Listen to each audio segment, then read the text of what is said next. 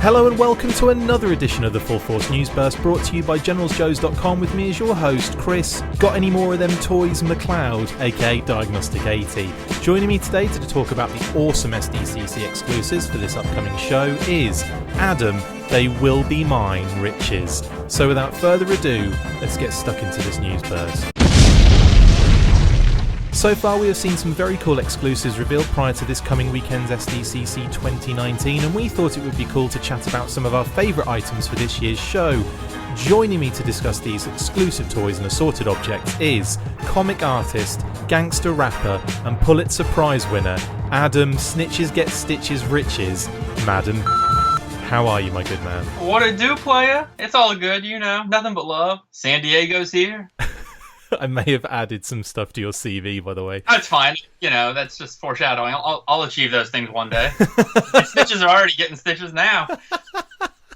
So, okay, so we've got some cool exclusives to chat about. But what's first on your mind, Adam? Take us through one of the items that's burning a hole in your wallet already. Well, let's give the listeners full disclosure here. You know, Chris is a man of organization and structure, and he was like, we should really have a top 5. And I was like, no, let's just, talk. So that's what we're doing. So just to clarify, these are in no particular order. I'm not showing any extra love for one over the other, except for the number 1, which I am going to show that for.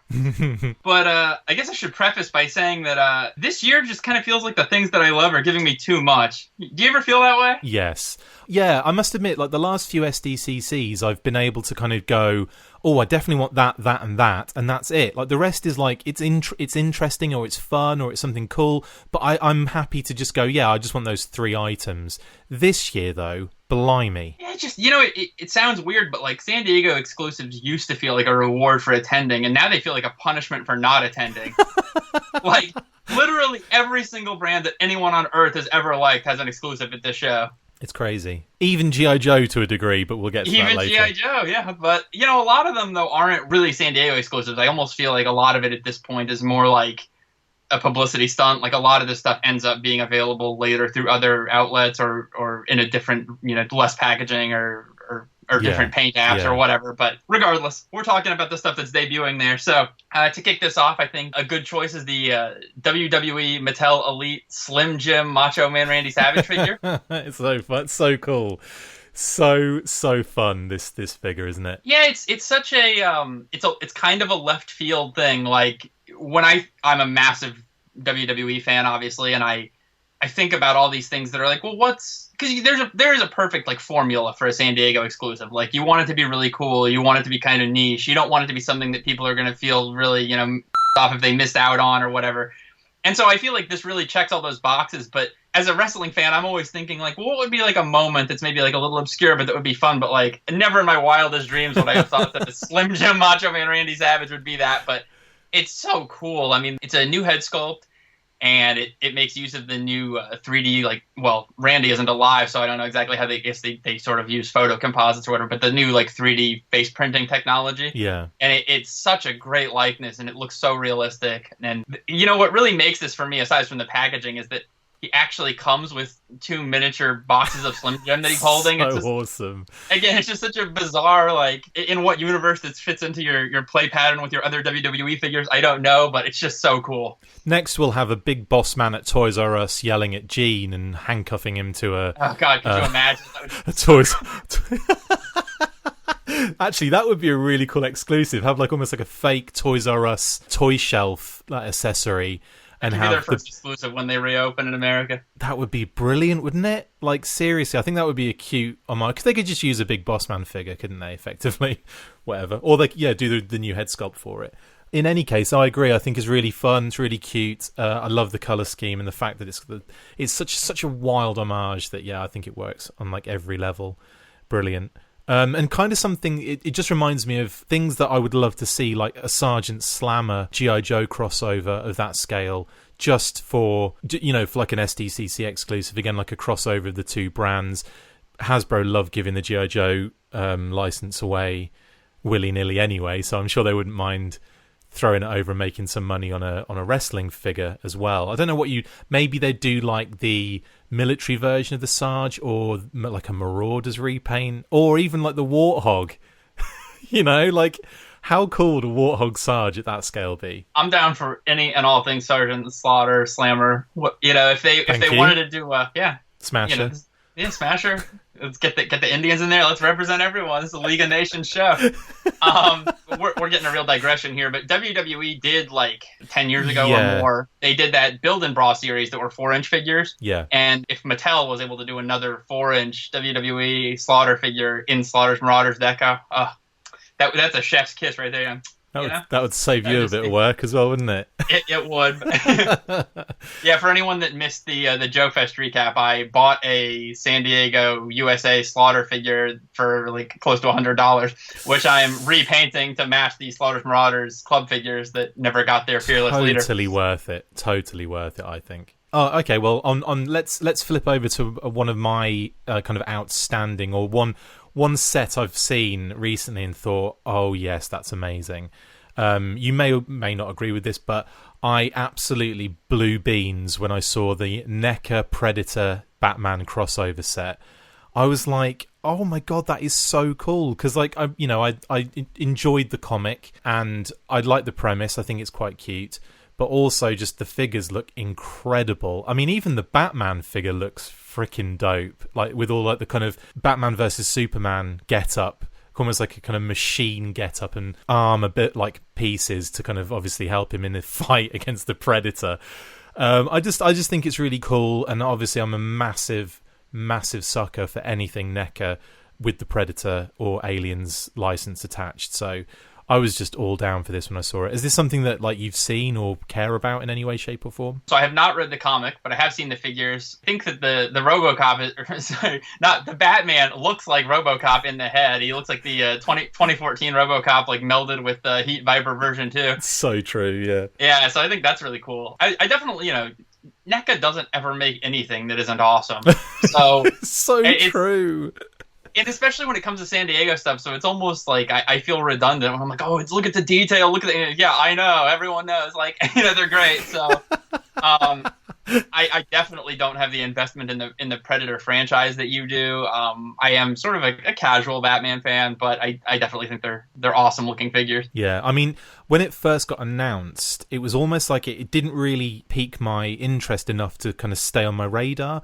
And then when we started talking about doing this preview show, I was kind of looking through again and I'm like, oh my god, how did I not pay more attention to this when it first dropped? I must have been like multitasking or busy doing something else with the show, because when I started looking at the pictures, I'm like, damn, this set is amazing. So yeah, that's one that I definitely think is pretty cool. I'll tell you my main feeling about this set. There on NECA, like everyone else, I was a little future spoiler. I was battling on their pre-order to try and get one of the other things we're going to be talking about later. Ugh. And of course it sold out in like half a second, but they had this thing that you could get like a bundle set with all of their exclusives, and I was like, oh, maybe if I just buy that I could get rid of this stupid Batman Predator thing, How much was that? I don't remember now. It was like $400 or something like that, maybe. I really don't. I was expecting like $6,000 for the amount of stuff they bring out for San Diego. No, it wasn't too bad, honestly. It just I didn't want to have to go through the hassle of trying to get rid of a bunch of Karate Kid and Batman and all this stuff. I kind of just wanted what I wanted. So yeah, sure. So this will just be a real quick mention, but I know back in Toy Fair, you and Justin and I had all discussed our picks then, and one of the ones I had mentioned was that Super 7 was doing reaction figures for the movie Break-In. I think that was actually my number one pick even. Yeah. And it's not so much that they're like amazing figures or anything, it's just I love the novelty of having them. It's one of my favorite movies. And they have announced this year at San Diego they're doing an exclusive deco set, which these deco, it's totally wild colors. Like none of this stuff has anything to do with the movie, but they just look really awesome. They come in a 3-pack. So if you like, magenta and fuchsia and neon yellow and day glow everything, then be sure to pick up your Ozone Special K and Turbo 3-pack from Super 7. I thought they would go with like a redeco in like the film. That's what I thought they might do. So I'm surprised they haven't kind of gone that way with it. Yeah, I had if they had done a set that resembled another scene from the movie, and I don't know how you do that with this tooling, but even if they had just painted it to kind of match something, I would have been more on board for that as a must-have, but I still think this is just really fun and cool looking, so yeah, it will probably end up in my collection at some point. And absolute suckers for repaints that we are. For me, I'm also on, if we flip over to a choice that I think is just mental in terms of colour, and that's the Star Wars Special Edition Retro Prototype 3 3/4 Darth Vader. Hasbro were releasing this kind of on Kenner card as like an homage to the prototype Darth Vaders and in all those redonkulous colours, and it just looks fan-friggin-tastic. I don't know, I just think it looks amazing and almost kind of fits in with the retro vibe that they're doing at the moment with the retro collection and Moff Tarkin. And honestly, I just saw this and was like, I have to have this. It looks ridiculously awesome. I'm generally a pretty positive guy, but this is this is a piece of crap. I'm sorry.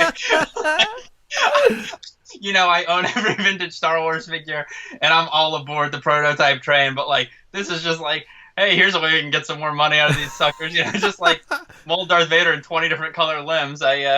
This one's just not for me. Oh, I'm surprised. I mean, when I saw it the first time I saw it, I thought, oh, Adam will love this because it's Star Wars, it's retro, it's vintage, it's ridiculously colourful, it homages something. I thought, yeah, he'll be all over this. So I'm surprised, honestly. You know what I think might have gotten me more is that the colors all seem they're not that fun. They're sort of drab tones. If it had been like neon or day glow or something really ridiculous, that might have got me a little more. Although I see that it actually comes in a variety of colors. I think one of them has a half spray painted arm, which is kind of interesting. Yeah, there's a lot going on in the different versions. Yeah. Oh, that's a shame, man. But in any case, different strokes for different folks. Well, I think part of it's just it's Darth Vader. It's if it had been Yak Face or something, it might have been a little bit ooh. But it's how many times has this Darth Vader figure been repurposed, remolded, retooled, recolored? It's I don't know. Cool. Well, next up for you, we got the Citizen Ghost Slimed Diamond Select Ghostbusters 4-pack. Cool. This one is one of those ones that it's actually a previews exclusive / San Diego. So my understanding is you'll be able to order this at your comic store and they'll get it there. So don't worry about if you can't make it to San Diego in this case. I feel like for me this is more of an obligation completist collector thing, if I'm being honest, because I own every Ghostbuster figure ever made from every company, so I'm kind of they've got me by the short hairs. This set does feel really unnecessary because the only character in the movie that actually gets slimed is Peter Venkman, which coincidentally they've already released that figure, and that's why he's the only one that has a unique head sculpt where his hair looks wet. The rest of them are all just the same figures, but with green paint slopped on them. So.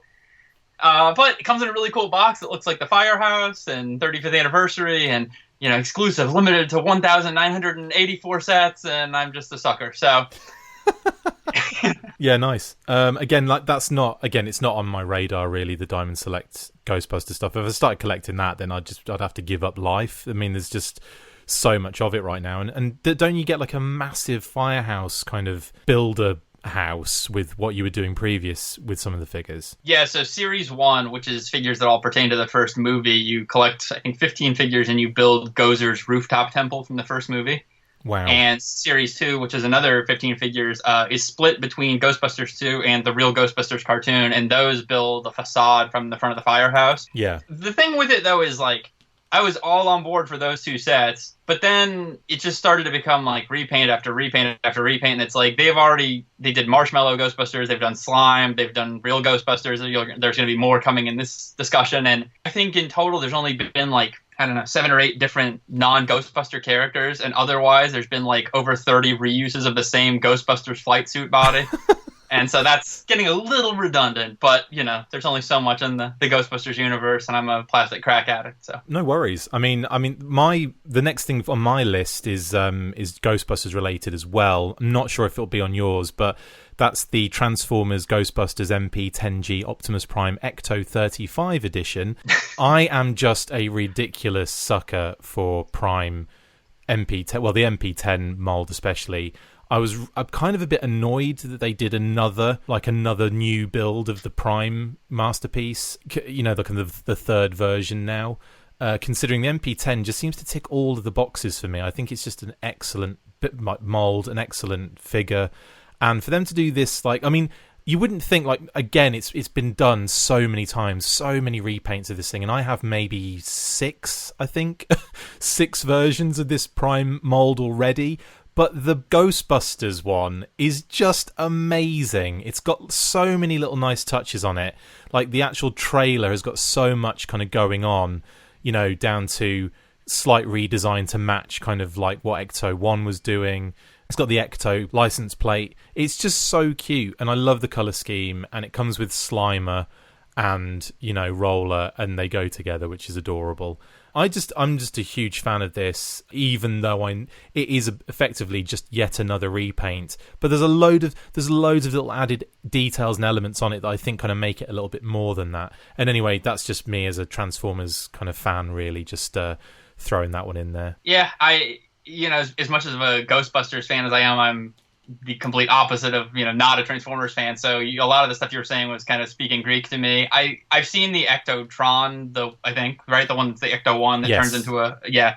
And even though I'm not like all that into that, at least that one feels to me like it's meant to be the Ecto 1. It's a distinct mold. And to me, this just looks like a semi-truck that they threw Ghostbusters deco on. If this had been molded to shape like a ghost trap or something, I think that might have done a little more for me. It's cool enough for what it is, I guess, but not my cup of tea. No worries. I didn't think it would be. What's next on your list? So again, I guess we'll go down the check boxes for the completest collector stuff. There is IDW is doing a set of G.I. Joe: A Real American Hero. I don't even remember what number it is now. Whatever the newest number is. 264. There you go. They're doing a set of variant covers, and there's, I think, 5 different covers that are $25 each. But then if you buy this special set that's $200, you get 4 mystery variants, which are previously released variants, I guess, that they're just putting in this package, along with a 6th bonus variant, bonus exclusive only to the set. Are we confused yet? So confused. And each one of these covers is just repurposing of the Snake Eyes 25th anniversary card art from different figures. If I'm being honest, like, as a collector, I feel like I have to have it, but I own all of these figures, and it's a lot to have to buy just to get pictures of repurposed art. So, the art is really cool, but and I want it because of the art and because I'm a completist and I have every G.I. Joe variant, but outside of that, yeah. It's cool. I mean, again, like, we're getting a little shortchanged as Joe fans this year again, but I love some of the prints in this kind of run, including that kind of radioactive Snake Eyes image. I think is really, really neat as well. But again, like you say, reused kind of art, just kind of dumped on prints. I mean, it's very, what can we do what can we do, guys, for this year that isn't going to kind of really set us back in doing, in creating, which it is really, isn't it? It's like no one's really doing anything here other than lifting art and putting on the same backboard. It's like nothing is changing here. Do you know what I mean? But yeah, at the same time, it's nice we're getting something, I suppose. Well, and this is why sometimes, as we said earlier, I feel like not every brand ever needs to have an exclusive. I would almost rather have the 1 or 2 like extremely thoughtful, like the Slim Jim Macho Man, something that you can tell great care went into, versus something of like, here's 6 reprints of 10-year-old art you can get in a big set, and and I like it. I mean, it's like, I don't want this to sound like I'm bashing it. It's cool art. I'll be happy to have it. But like, if you're not going to do something that's truly unique or truly distinct or themed to the event, you're almost better to just not do anything. Totally. That brings me to my... I want to kind of talk about this one quickly because it's one that I've absolutely adored since I've seen it, and that's the Jurassic Park Legacy Collection John Hammond. Mainly because... Not just because of the figure itself, which is pretty cool, but the amazing laboratory birth station he comes with for the little Velociraptor. Absolutely brilliant. I think it's awesome, and I think he goes really well with the Legacy Collection figures. He actually looks like, I think, probably my favourite out of all of the Legacy Collection so far in terms of likeness, build, and so on and so forth. The others were great figures, but in terms of kind of some of the head sculpts, they weren't the highest quality. But this John Hammond, I feel like, is kind of a little bit more like the John Hammond character than, say, the others look a little bit like. But again, I think he's going to be awesome. And again, this is really about the box, the kind of gate opening box kind of thing that he comes with, and also this little lab that he comes with, which is amazing. I have to, I probably would be remiss not to talk about the fact that John Hammond never came out originally in the Jurassic Park figure line, and that's something that, you know, that there's a customizer out there that's been doing some amazing, like, Kenner-esque John Hammond figures, and he does like a run every now and again and sells out almost immediately, and they look great, and that has been kind of like my, you know, looking at those has kind of been filling the gap a little bit. But now that we've got this one, I'm just kind of thinking, oh, that's great. It's going to go in with that kind of line.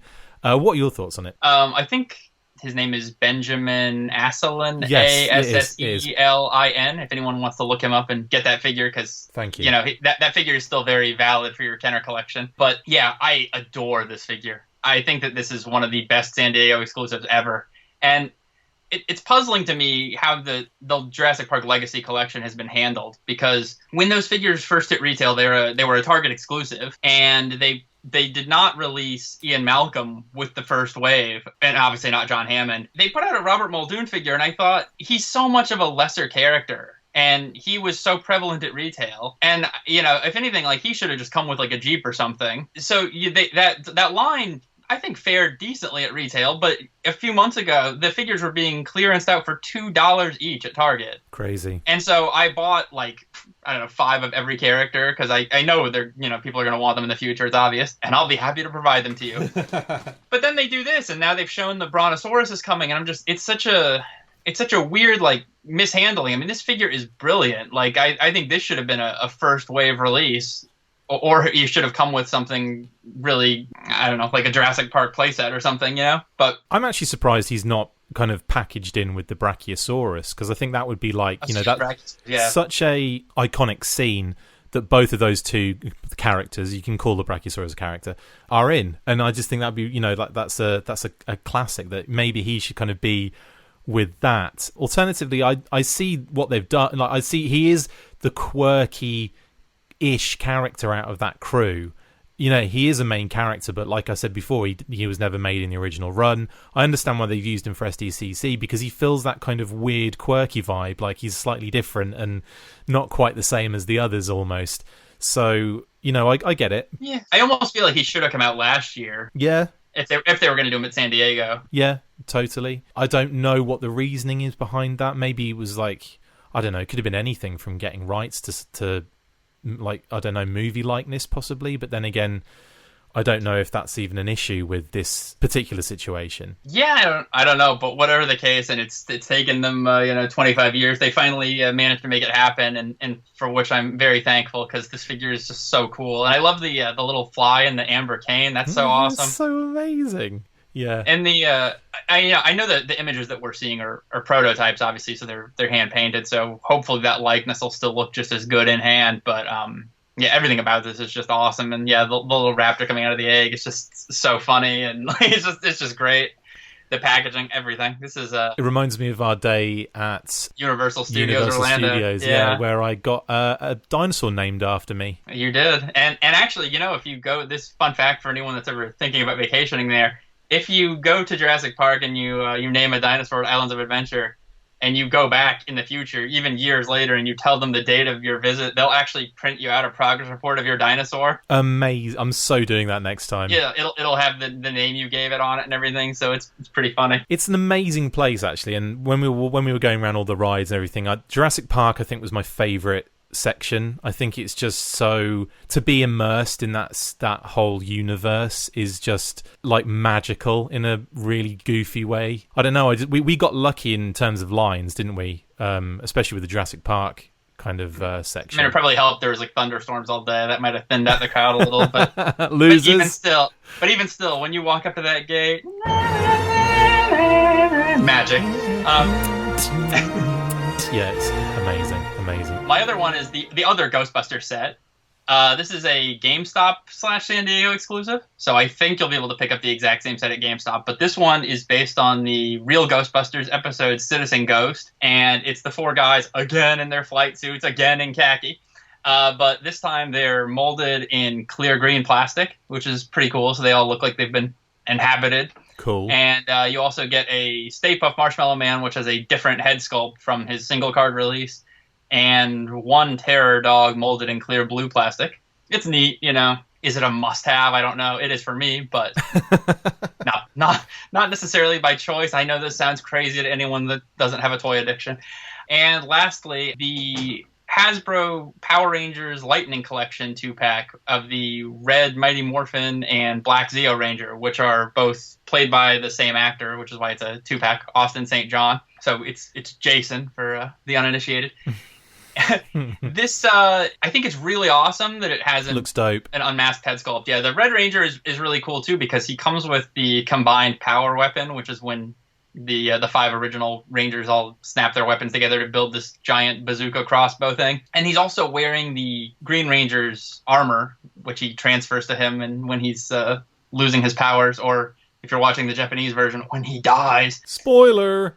It's really cool. I really have limited my Power Rangers collecting these days to Mighty Morphin exclusively, so I really don't need the Black Zeo Ranger or Gold Ranger, I think. And also, I'm fairly certain that there is no way imaginable that they're not going to release the Red Ranger at retail since he's the leader of the team. So I think this is more just a case of if you want to get him early and with a bonus accessory. Yeah. So, it's a really cool set if you're after it for those reasons, or if you're just a diehard Power Rangers fan and you're going to collect everything, then in that case, it's really a must-own. But for me, it's really about that Red Ranger. So if I can find one by his lonesome, then I'll do that. And if not, it was a really nice thing to look at. Totes, yeah. And again, like those, I think they look great. That 2-pack looks amazing. I think what Hasbro are doing with the Power Rangers toys is phenomenal. I think they look really good, and they seem to be like really solid figures. So, if anything, the Hasbro acquisition of the Power Rangers brand has, at least kind of given the kind of toy collecting community some really high-end figures. Oh, definitely. And also, I should give our listeners a little insider trading tip here.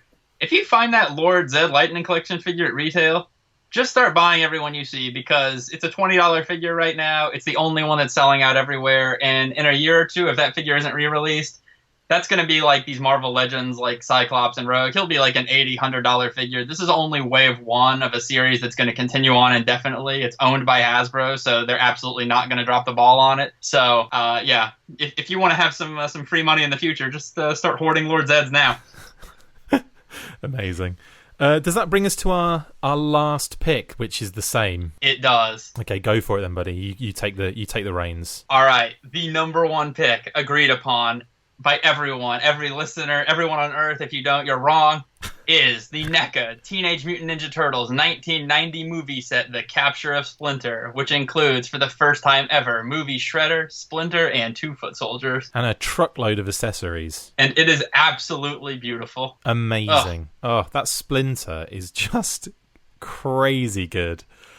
I mean, wow. I mean, this has been a set that we've been talking about for a while, because we were both kind of like not justifying. We were both convincing ourselves by talking to each other that they'll have to bring out it. Don't worry, they'll bring out the 7-inch version of this. Because obviously we've got the quarter scale versions of these, yep, the Foot Soldier and Shredder, and we were like, I fully expected to see Shredder and the Foot Soldiers as a 7-inch set. I did not, for the life of me, expect them to drop a Splinter on us as well, and I should have known better, because we've previously had Krang in his walker dropped on us from a great height out of nowhere.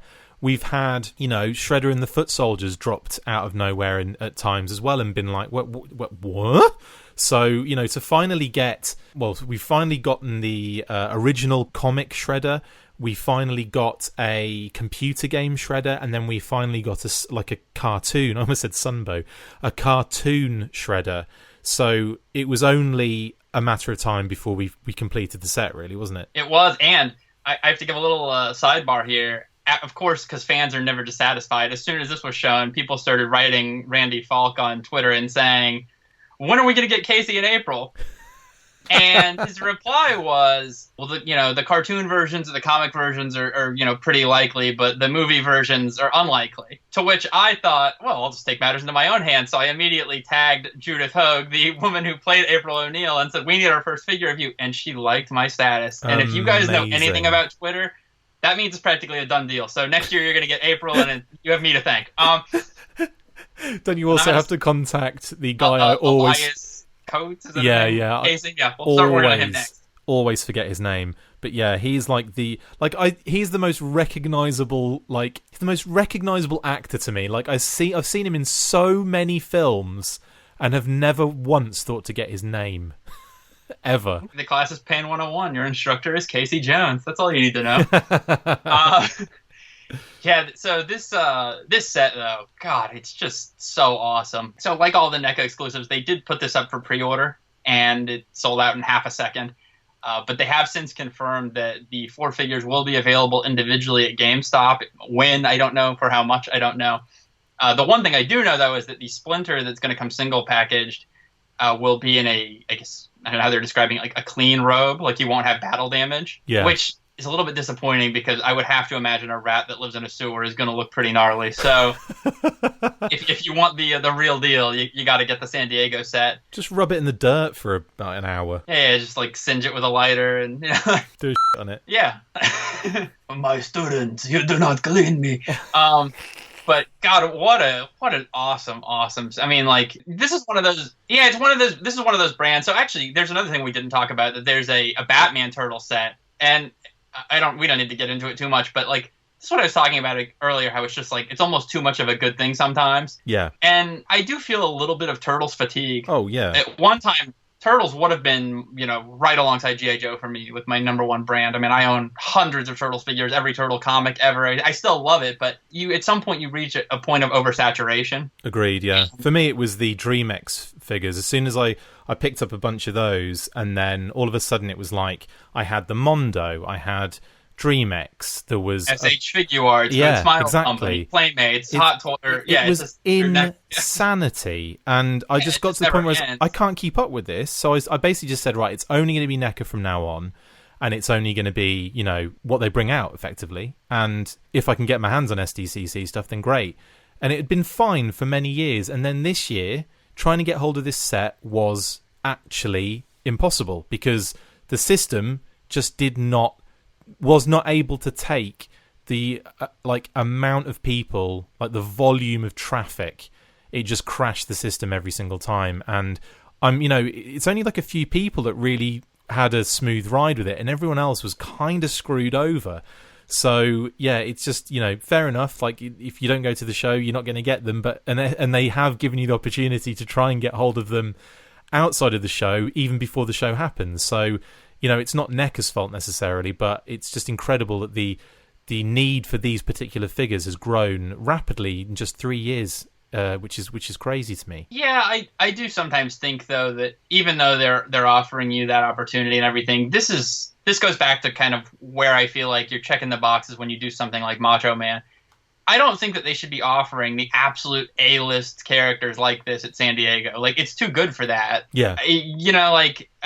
San Diego is where you have, like, Danny, the kid that joins the Foot Clan. Like, that's his spot, not where you put Shredder and Splinter. I mean, God, like, these are, the top storyline. Like, this is where San Diego is where you do the translucent plastic Splinter that they envision over the fire, Not the real deal A-list Splinter. Astral projection Splinter. Exactly. Yeah. So, I mean, I'm grateful that this figure exists in the world, and I'm grateful that they gave us some opportunity to try and get it, but that's not the way I wanted to get it, I mean, this should be available either all the time online or to order through previews or something, but no matter what, I will find a way to get this in my hands, and that's all that matters. So it exists in the world, and I'm grateful for that. But it's just so cool. Like, my only teeny tiny gripe about it is that Shredder's helmet isn't removable, presumably because of the actor likeness rights. But yeah. He obviously he looks so much cooler with it on anyway. Who cares? But exactly, you could always they should have done it. They should have done it. When he turns up in back from the dead, like out of the garbage truck in the second Turtles movie, and he comes to the doorway and they're all like, oh my god, but it's like he's covered, like you can't see him, there's a shadow. They should have just done his face but just painted it black, so it would have been like 1990 movie, but then when you remove the helmet it's the Secret of the Ooze. That would have been hilarious. I would have been down with that, or see if you could get Kevin Nash to sign over his likeness rights, because he's had a million toys made of him already, and then we could get a Super Shredder / Unmasked Shredder that is for some reason American. But that would be so good. Well, do you know what, the super? I'm thinking Super Shredder's got to be not far away, considering they've covered most of the Shredders now. I can't think of any other Shredders off the top of my head that haven't been done now by NECA. And by the way, here's where you want to talk about the perfect San Diego exclusive. You know they're gonna eventually get the Secret of the Ooze. Vanilla Ice, Oh, San yeah. Diego exclusive, with him doing a signing. I mean, that would get me on a plane so fast. Like, you get like a breakdancing Michelangelo with him and a cool background, like a club scene. Could you imagine? Yeah, that would be so good. Oh, I'm gonna be having dreams now. It'll be Tokka, Razar, Vanilla Ice, and Super Shredder will be the next set. That actually, that is an incredible set, isn't it? What's the name of the scientist guy with the sunflowers? That guy also plays Cal's Pinkerton in Titanic. Yes. He's like personal security guard. He's in loads of movies, and yet again, I blank on his name. If only there was a way to find out. But anyway, yes, he'd be perfect for it. And then by the end of the movie series, you're going to have about 15 different Aprils as well, aren't you? Well, we can just stop after number 2 because let's all admit that Turtles 3 not the greatest, you know. Kino, Ernie Reyes Jr. He could come with his little motorcycle, you know. Yeah, okay, but in my dreams he'd be a lot thinner. You know. Oh, could you imagine? Ooh. What about Kevin Eastman pizza delivery man?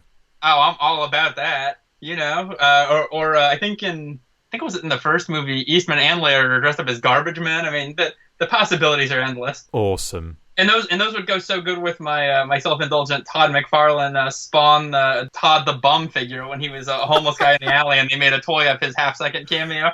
Tom the Bum. That sounds really sexy. Yeah. I just want to have a whole collection of comic creators that have cameoed in movies. Actually, I don't want it, but that was another San Diego exclusive. Was the Stan Lee in Guardians 2? That was really cool. There's again just too much good stuff this year. Way too much.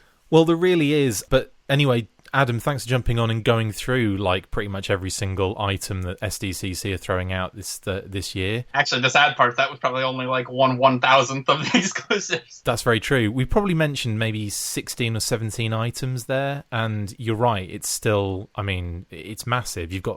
Obviously it's not stuff that we're really into or collect, but obviously Funko do a huge range of exclusives. We haven't touched Marvel Legends really, and there's only a few things for that anyway. Like there's a whole there's a 2-pack including the collector, but there's not really that much kind of grabbing me for the Marvel Legends side of things.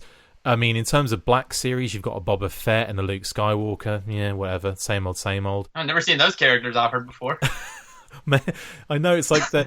Well, the thing is, Star Wars, they've run out of fringe characters to do because every single one of them has 10 figures now. Yeah. Even Wilro Hood has like 6 figures. We're going to need Jorg Sackle version 2 now.